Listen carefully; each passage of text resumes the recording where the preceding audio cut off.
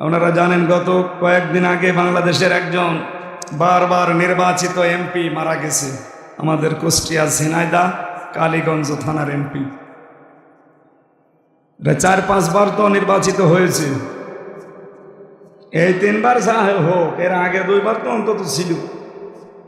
সব মিলে বারবার নির্বাচিত একটা এমপি, ওনার লাশ পর্যন্ত এখন শুনলাম যে 70 কেজি যদি ওনার ওজন থাকে, 20 কেজি পাওয়া যাচ্ছে, 50 কেজি আর পাওয়া যাচ্ছে না।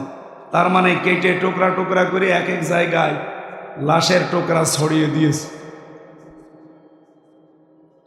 ন্যায়সঙ্গত কারণ ছাড়া যারা এভাবে হত্যা করলেন আর এর সাথে যারা ইনভলভ আছেন, যোগাযোগ যাদেরই আছে, তারা কবিরা গুনায় লিপ্ত। যাকে মারলেন এ লোকটার স্ত্রী, সন্তান, মা বাবা, এদের কাছে আপনি মুক্তিপণ দিয়ে মাপ পেতে পারেন, তাছাড়া মাপ পাওয়ার কোনো কায়দা নেই। এই কথা বলছেন আমার? আপনাদের এখানে যিনি দায়িত্বে ছিল ওসি প্রদীপ, আমার সাথে ছিল কয়দিন।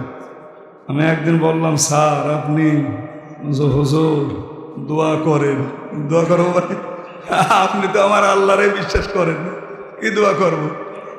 না, আসলে আমি ভুল করে ফেলেছি, আমি এখন কি করব, আমার আর কিছু করার নেই। মানে বিচার বৈঠক যেটা আছে জেলখানার ভেতর, ওই জায়গায় বড় বড় আসামি যারা, তাদেরকে ডাকে। ওনারা ডেকেছে, আমারও ডেকেছে, যে বসতে দিয়েছে আবার ওনার পাশে।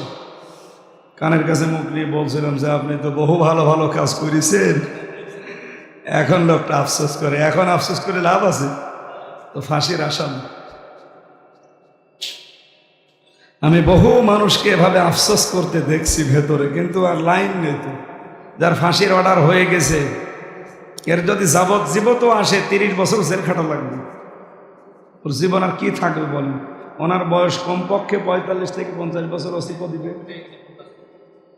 50 বছর ওনার বয়স। এখন যদি ফাঁসি নাও হয়, 30 বছর জেল খাটা লাগে, ও 80 বছর বয়সে বের হবে, কি করবে সে? এই জন্য নরহত্যা বন্ধ করা দরকার। যারা বিভিন্ন কায়দায় মানুষকে মারছেন, ঝিনাইদহ জেলার বিশেষ করে এই কালীগঞ্জ সদর থানা, কটসাদপুর আর মহেশপুর, এ সমস্ত থানাতে বহু মানুষকে বিনা কারণে অনেকের ইশারায় মারা হয়েছে। আল্লাহ হয়তো তারও প্রতিশোধ নিতে পারে।